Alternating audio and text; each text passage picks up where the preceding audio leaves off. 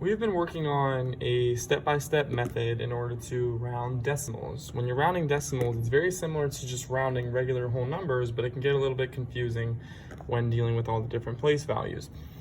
When we're rounding a decimal, what we like to do is we like to rewrite the number, and you want to give yourself a lot of room on top and bottom.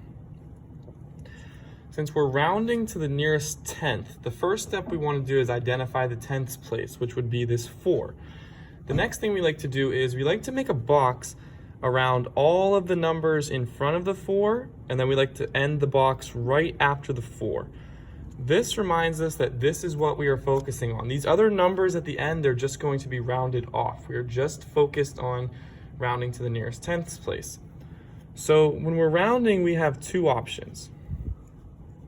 Our first option is we can always round down to itself. That is our first rule. We can always round down to itself. The number can always just round down and stay the same.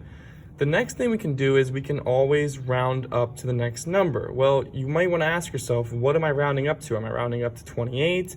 Am I rounding up to 27.5?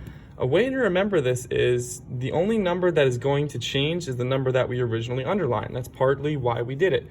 So you can either round down to 27 4/10, or you can round up to 27 5/10. Now, in order to figure out which one to round to, all you need to do is look next door.